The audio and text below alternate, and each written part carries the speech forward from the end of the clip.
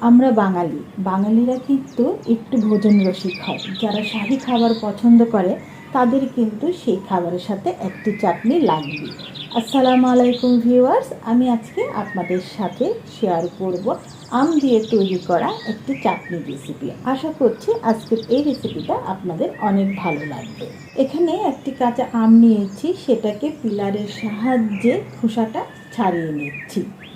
এখন একটি গ্রেটার নিয়েছি, সেই গ্রেটারে আমটাকে সুন্দরভাবে গ্রেট করে নিয়েছি। এইভাবে আমি হাফ কেজির মতন কাঁচা আম গ্রেট করে নেব। চুলায় একটি হাঁড়িতে সরিষার তেল দিয়ে দিলাম 2 টেবিল চামচ পরিমাণ। এখন সেখানে গ্রেট করা কাঁচা আমটা ছিল সেটা দিয়ে একটু নেড়ে চেড়ে নিলাম 1 মিনিটের মতন।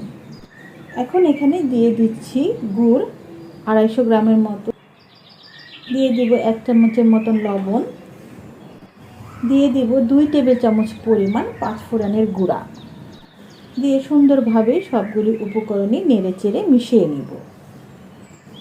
মিশাতে গুড়ের পানিটা ছেড়ে দিবে, আর এই পানিতেই কিন্তু এই চাটনিটা সিদ্ধ হয়ে যাবে। এই যে চাটনিটা সুন্দরভাবে সিদ্ধ হয়ে গেছে, এখন আমি এখানে দিয়ে দিচ্ছি 1 চা চামচ পরিমাণ মরিচের গুঁড়া, দিয়ে সুন্দরভাবে আমি এইটাকে মিশিয়ে নিচ্ছি। এই তো তৈরি হয়ে গেল মজাদার আমের চাটনি। আমি আপনাদের সামনে সার্ভ করে নিয়ে আসলাম। দেখতে কিন্তু সুন্দর লাগছে, খেতেও কিন্তু অসাধারণ মজা। অবশ্যই কিন্তু আপনারা এই আমের সিজনে একবার হলেও এই চাটনিটা ট্রাই করে দেখবেন। এই চাটনিটা কিন্তু খিচুড়ির সাথে, বিরিয়ানির সাথে, তেহারি, কাচ্চি সব কিছুর সাথেই কিন্তু খেতে দুর্দান্ত মজা লাগবে। আমি আপনাদের সামনে মুরগ পোলাও দিয়ে সাজিয়ে দেখিয়ে দিচ্ছি। এটা কিন্তু শাহী খাবারের সাথে যথেষ্ট পরিমাণ মজা লাগে।